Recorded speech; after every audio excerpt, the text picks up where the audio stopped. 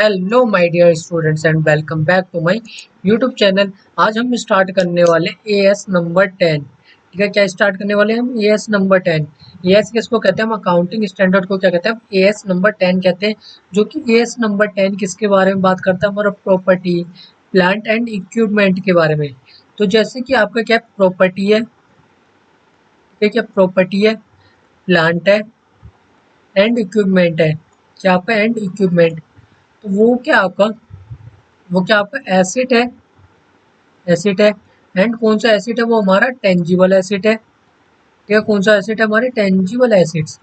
ठीक है, तो जो हम जो एएस नंबर 10 के अंदर में किसकी बात करते हैं हम? ये टेंजिबल एसिड्स। ठीक है, किसके बारे में बात करते हैं? And tangible acids. Tangible acids कौन सा? आपके प्रॉपर्टी हो गए, प्लांट हो गए एंड इक्विपमेंट। ठीक है, सो इसके अंदर ऑब्जेक्टिव की बात करते हैं सबसे पहले। ठीक है, जो कि एएस नंबर 10 में क्या प्रिस्क्राइब्ड है। ठीक है, जो कि अकाउंटिंग ट्रीटमेंट कैसे करेंगे हम प्रॉपर्टी, प्लांट एंड इक्विपमेंट की। ठीक है, जिसको कि क्या कहते हैं? हम पीपीई कहते हैं। जैसे कि अगर आपने पीपीई के अंदर में कोई इन्वेस्टमेंट करी है, तो उसके रिगार्डिंग आपका अकाउंटिंग ट्रीटमेंट कैसे होगा। या फिर आपने जैसे कि कोई ओवर टाइम करा है, ठीक है, ओवर टाइम में कुछ आपने क्या करा है, जैसे कुछ आपने कोई, जैसे कि आपने कोई इन्वेस्टमेंट करी है एंड उसमें आपने क्या करा, ओवर टाइम में कुछ चेंजेस करे, क्या करें, चेंजेस करें। तो उस केस में भी ठीक है, क्या ट्रीटमेंट होगा। ठीक है, तो वो किसके अंदर आता है? आपका एएस नंबर 10 के अंदर में पढ़ते हैं हम सारे के सारे ट्रीटमेंट। ठीक है, किसके बारे में? प्रॉपर्टी, प्लांट एंड इक्विपमेंट के बारे में।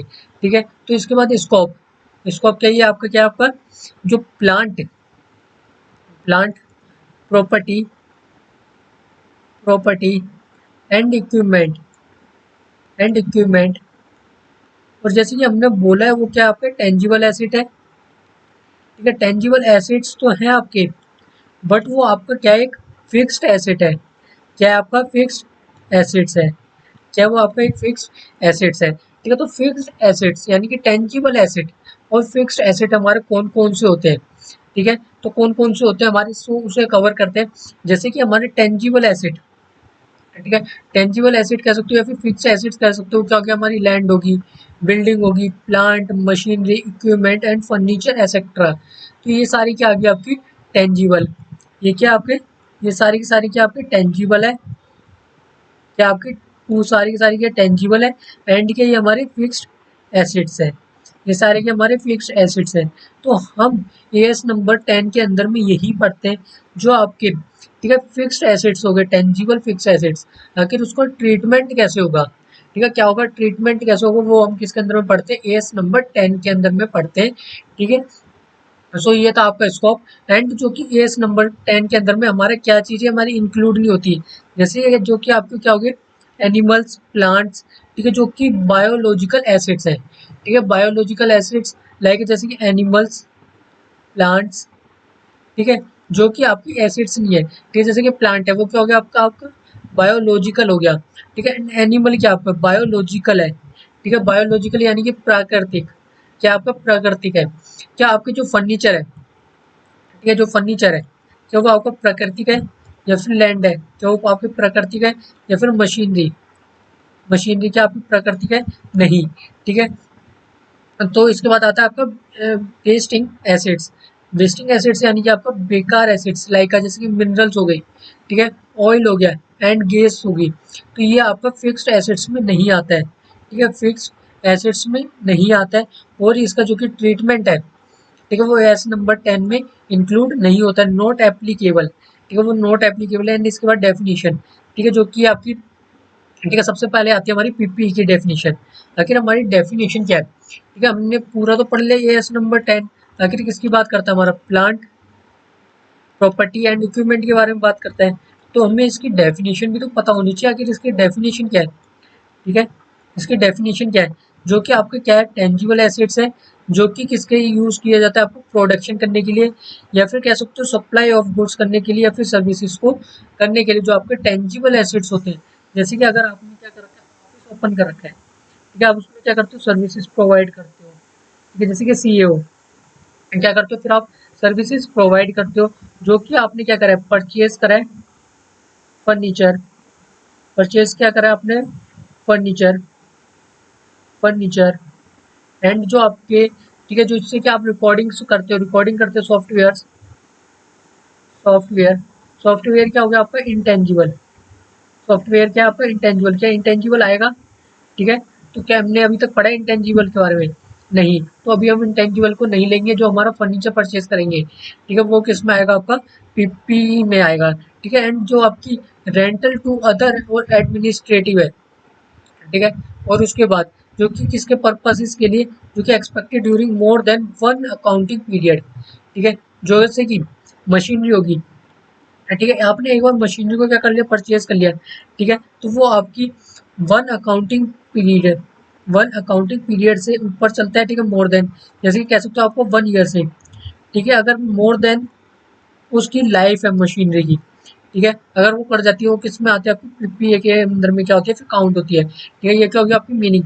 एंड इसके बाद कैरिंग अमाउंट, ठीक है, कैरिंग अमाउंट क्या आपका, जो आपका एसेट्स का अमाउंट है, ठीक है, उसे आफ्टर डिडक्टिंग क्या करें, बाद में डिडक्ट करेंगे, जो कि एक्यूमुलेटेड डेप्रिसिएशन, ठीक है, जैसे कि मशीनरी की क्या करती है वैल्यू, मशीनरी की वैल्यू है मान लीजिए 1 लाख, 1 लाख, एंड जो आपका डेप्रिसिएशन लगता है एवरी ईयर, वो क्या करते हो आप, क्या करते हो डिडक्ट करते हो, उसे क्या करते हो आप डिडक्ट करते हो, या फिर आपका जो भी हो गया आपका रिपेयरमेंट, ठीक है, रिपेयरमेंट में जो भी आपका, ठीक है, या फिर कोई लॉस हो गया उसमें, उसे भी क्या करते हो आप डिडक्ट करते हो, ठीक है, डेप्रिसिएशन, एंड उसे क्या करते हो आप डिडक्टेड करते हो, ठीक है, debt is your carrying amount, ठीक है। एंड इसके बाद कॉस्ट, आखिर हमारी कॉस्ट कैसे निकल के आती है, जैसे कि आपकी परचेज प्राइस, ठीक है, परचेज प्राइस और डायरेक्ट एट्रीब्यूटिव कॉस्ट और initial estimated of dismantling removable restoration cost, यानी कि जैसे कि आपने मशीनरी खरीदी है, ठीक है, मशीनरी किसमें आई है आपके पार्ट्स में आई है, ठीक है, पार्ट्स में आई है, या फिर मान लीजिए फुल आई है, अगर फुल्ली मतलब कि पूरे की पूरी प्रिपेयर होकर आई है मशीनरी जितनी में हमने खरीदी थी, ठीक है, तो जो उसके बाद अगर हम इंस्टॉलेशन करते हैं, क्या करते हैं इंस्टॉलेशन करेंगे, तो उसमें भी क्या करने पड़ेंगे, चार्जेस को पे करने पड़ेंगे, ठीक है, डेट इज योर, वो हमारी कॉस्ट में क्या होगा ऐड होगा, ठीक है, तो आपकी कॉस्ट निकल के आ जाएगी, ठीक है, कॉस्ट में आपको पता ही चलेगा purchase price, direct attributive cost, और जो भी आपने क्या करें एक्सपेंसेस करें, अदर एक्सपेंसेस करें, ठीक है, जैसे कि इंस्टॉलेशन के लिए, ठीक है, जब तक आपकी मशीनरी क्या हुई, पुट टू यूज नहीं हुई है, अगर पुट टू यूज नहीं हुई है अभी तक, ठीक है, पुट टू यूज करने के लिए जितने भी आपने क्या करें एक्सपेंसेस करें, ठीक है, एक्सपेंसेस करें, और जो आपने क्या करी मशीनरी खरीदी है, प्लस जो कि आपने मशीनरी परचेज करी है, क्या करिए परचेज करिए, ठीक है, परचेजिंग प्राइस, ठीक है, सो ठीक है, वही सेम चीज़ है हमारी इसके अंदर, वो क्या हो जाएगी आपकी कॉस्ट हो जाएगी, ठीक है, क्या हो जाएगी आपकी पूरी कॉस्ट हो जाएगी।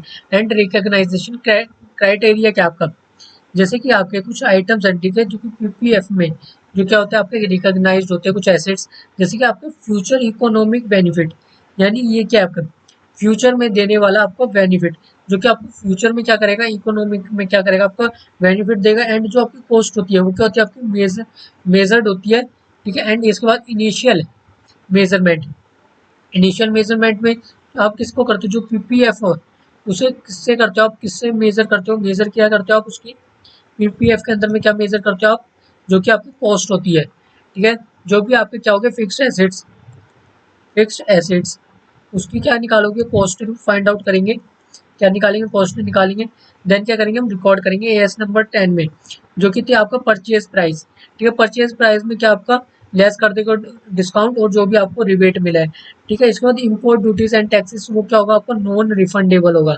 ठीक है, जो कि आपका इंपोर्ट का मतलब क्या होता है, जैसे कि आपने ठीक है कहीं मान लीजिए चाइना से कोई भी मशीनरी कहाँ मंगाई है आपने इंडिया में मंगाई है, ठीक है, तो ये क्या हो गया आपका इंपोर्ट और एक्सपोर्ट कब होता है, ठीक है, एक्सपोर्ट कब होता है अगर हमने ठीक है कहाँ के आप रेसिडेंट हो, ठीक है, इंडिया के हो, आपने क्या करिए कोई भी मशीन जो है उसे कहाँ कर दी सेल करी है, ठीक है, सेल कहाँ करिए चाइना में तो उसे आप क्या करोगे एक्सपोर्ट, ठीक है, उसे क्या करोगे एक्सपोर्ट, ठीक है, जो आपकी इंपोर्ट ड्यूटीज है एंड टैक्स जो भी आपके लगते हैं वो आपके नॉन रिफंडेबल होती है। एंड डायरेक्ट और ट्रिब्यूटेबल कॉस्ट जैसे कि ये आपके डिलीवरी चार्जेस होगी, इंस्टॉलेशन एक्सपेंसेस हो गए, ठीक है, ये सारी चीजें ऐड होती हैं। And initial dismantling restoration cost, यानी कि जैसे कि मशीनरी आपकी क्या आई है, कुछ पार्ट्स में आई है, अब उसे क्या करोगे डिसमेंटलिंग में आई है, तो उसे क्या करोगे आप, उस पर क्या करोगे आप, उसे पूरा फाइनल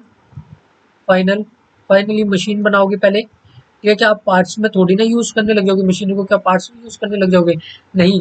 उसे जब तक आप पूरा नहीं बनाओगे एंड उस पर जितना भी आपका क्या होगा, लेबर चार्जेस होगा, ठीक है, लाइक लेबर चार्जेस, ठीक है, ऐसे आपका ऐसे काफी सारे चार्जेस लग जाते हैं, ऐसे लेबर चार्जेस लग गए, ठीक है, तो वो भी किस में आती है, आपकी कॉस्ट के अंदर में क्या होती है, इंक्लूड होती है, ठीक है, ये सारी चीजें क्या होती है हमारे इंक्लूड होती है, सिर्फ एक छोड़ के, जो आपके एडमिनिस्ट्रेशन और जनरल ओवरहेड्स होते हैं, वो not directly related to the bringing the assets into working condition, तो वो आपका क्या होता है, एक्सक्लूड होता है, ठीक है, वो क्या होता है आपका एक्सक्लूडेड होता है, एंड सब्सिक्वेंट मेजरमेंट, ठीक है, जो कि आपका initial recognition PPF can be measured using either, तो सबसे पहले क्या था आपका कॉस्ट मॉडल, या फिर कह सकते हो कॉस्ट मेथड, दूसरा आता है रिवैल्यूएशन मॉडल, ठीक है, तो सबसे पहले समझते हैं हमारा कॉस्ट मॉडल। कॉस्ट मॉडल क्या हमारा, अगर पीपीएफ है, ठीक है, पीपीएफ कैरिंग आउट, आप अगर वो जो कॉस्ट मॉडल से कैसे निकालते हो आप, जो आपकी कॉस्ट होती है परचेजिंग की, एंड जो आपका डेप्रिसिएशन लगा होता है और इम्पेयरमेंट लॉसेस, उसे क्या करते हो डिडक्ट करते हो, तो क्या आता है आपका पीपीएफ आ जाएगा, ठीक है, उसकी क्या आ जाएगी, कॉस्ट आ जाएगी, उसकी क्या आ जाएगी, कॉस्ट आ जाएगी, ठीक है, एंड इसके बाद रिकॉग्नाइजेशन मॉडल क्या होता है, ठीक है, जो कि आपकी रीवैल्यूड अमाउंट होगा, जो होगा रीवैल्यूड अमाउंट होगा, एंड उसमें से क्या कर दोगे, डेप्रिसिएशन लेस कर दोगे एंड इम्पेयरमेंट लॉसेस को क्या कर दोगे, एंड कर दोगे, तो देन क्या आ जाएगा आपका रिवैल्यूएशन, ठीक है, revaluation should be done regularly, ठीक है, तो रिवैल्यूएशन क्या होता है आपका, डन होता है वो किस में होता है आपका, रेगुलरली, उसे रेगुलरली किया जाता है, ठीक है, एंड डेप्रिसिएशन, ठीक है, जो कि आपका क्या है each part of an asset, ठीक है, recognise significant cost compare to total cost shall be depreciated separately, क्या जैसे कि मैंने बात करी थी मशीन जी कितने की खरीदी है, 1 लाख की, ठीक है, और एवरी ईयर क्या लगता है उस पर डेप्रिशिएशन लगता है, क्या लगता है, डेप्रिशिएशन अप्लाइड होता है, ठीक है, एवरी ईयर क्या होता है, डेप्रिशिएशन अप्लाइड होता है, ठीक है, वो कौन सा होता है आपका सिग्निफिकेंट कॉस्ट से होता है, ठीक है, जो भी आपने जैसे कि एसएलएम बेसिस फॉलो करते हो, फिर डब्ल्यूडीबी करते हो, ठीक है, या फिर सम ऑफ या डिजिट मेथड करते हो, ठीक है, बट सबसे ज्यादा आपका एसएलएम और डब्ल्यूडीबी होता है, ठीक है, डब्ल्यूडीबी को ही सबसे ज्यादा प्रेफर किया जाता है, एंड अगर जो डेप्रिशिएशन मेथड है, ठीक है, उसका क्या पैटर्न है, जैसे कि आपका एसएलएम रिड्यूसिंग बैलेंस, जैसे कि मैंने बोला एसएलएम से निकाला जाता है, और डब्ल्यूडीबी, तो डब्ल्यूडीबी मेथड को क्या कहते हैं हम, रिड्यूसिंग बैलेंस मेथड भी कहते हैं, और ऐसे एक्ट्रा में क्या आ गया आपका sum of year digit method, sum of year digit method, जो कि आप ये फाउंडेशन के अंदर में पढ़ के आते हो, ठीक है, वो सारी चीजें, एंड इसके बाद डी रिकॉग्नाइजेशन में क्या आपका, ठीक है, जी की जो कि आपका क्या होता है, जैसे बुक्स होगी, उसको क्या किया जाता है आपको रिमूव किया जाता है, ठीक है, डी रिकॉग्नाइज में, और इट इज डिस्पोज, क्या होनी चाहिए, डिस्पोज होनी चाहिए, और उसका कोई भी फ्यूचर में कोई बेनिफिट नहीं होना चाहिए, ठीक है, और आगे जो कि गेन और लॉस कैसे निकालेंगे इसका, जो कि आपका सेल आएगा, एंड उसमें से जो कि आपने कैरी करा अमाउंट, क्या करा कैरी करा, या फिर कह सकते हो आपने जो परचेजिंग करा अमाउंट, तो उससे क्या आ जाएगा आपको प्रॉफिट एंड लॉस आ जाएगा, क्या आ जाएगा, क्या आपका गेन है या फिर लॉस है, डेट इज योर, ठीक है, वो किस में आ जाएगा आपका रिकॉग्नाइज किस में होगा, प्रॉफिट एंड लॉस अकाउंट में, ठीक है, उससे पता चल जाएगा आपका गेन है या लॉस है, ठीक है, एंड उसके बाद आता है 9 पॉइंट, जिसके केस में आपका जो अदर इम्पोर्टेंट पॉइंट्स है, जैसे कि मेजर इंस्पेक्शन, ठीक है, जैसे कि क्या मेजर इंस्पेक्शन क्या आपका रिक्वायर्ड है, जो कि आपकी कॉस्ट में क्या होता है, जो एसिड्स है, एसिड्स की कॉस्ट है, ठीक है, तो उसकी कॉस्ट में क्या होता है हमारा ऐड होता है, जो क्या ऐड होता है हमारा मेजर इंस्पेक्शन रिक्वायर्ड, जो कि कॉस्ट में क्या होता है हमारा एडिड होता है, एसिड कॉस्ट में क्राइटेरिया और मीट क्राइटेरिया करने के लिए, मीट करने के लिए, एंड सब्सिक्वेंट एक्सपेंडिचर, जैसे कि सब्सिक्वेंट एक्सपेंसेस, एक्सपेंडिचर जैसे कि आपने कोई एक्सपेंस करे रिपेयर्स पे एंड मेंटेनेंस पे, तो किस में चार्ज होता है आपका, प्रॉफिट एंड लॉस अकाउंट में क्या होता है, वो आपका चार्ज होता है, एंड रिवैल्यूएशन सरप्लस, ठीक है, रिवैल्यूएशन सरप्लस, जो कि आपका ठीक है, अगर अपवर्ड है यानी कि इंक्रीज है, तो वो आपका रिवैल्यूएशन रिजर्व में क्या होगा आपका, रिवैल्यूएशन रिजर्व में क्या होगा, रिजर्व में क्या होगा आपका क्रेडिट होगा, क्या होगा, क्रेडिट होगा, ठीक है, क्या होगा, क्रेडिट होगा रिवैल्यूएशन रिजर्व के अंदर, ठीक है, एंड इसके बाद आपके कुछ ये आपके की पॉइंट्स है, ठीक है, जो कि हमने इनिशियल मेजरमेंट एट कॉस्ट पे करते हैं and after recognition cost model और रिवैल्यूएशन मॉडल, ठीक है, एंड डेप्रिसिएशन क्या आपका systematic various over useful life. इसके अंदर में मेथड आता है आपका SLM WDB and sum of year digit method, ठीक है। बट सबसे ज़्यादा प्रेफर्ड किसको किया जाता है, WDB को सबसे ज़्यादा क्या किया जाता है, प्रेफर्ड किया जाता है, ठीक है। प्रेफर्ड सबसे ज़्यादा किसको किया जाता है, WDB को, ठीक है। एंड डी के रिकॉग्नाइजेशन में जो कि डिस्पोजल होता है और उसका ना ही उसका कोई इकोनॉमिक में, ठीक है, कोई फ्यूचर में कोई बेनिफिट होता है, ठीक है। ये सारी चीज़ें हम AS नंबर 10 के अंदर में पढ़ चुके हैं, ठीक है। क्या क्या पढ़ लिया हमने, मीनिंग पढ़ लिया, ठीक है, एंड बाकी ये सारी चीज़ें हमने पूरी पढ़ ली है, ठीक है। डेप्रिसिएशन के बारे में पढ़ लिया। सो अब हम मिलते हैं नेक्स्ट वीडियो में, तब तक के लिए take care, bye bye and जय हिंद।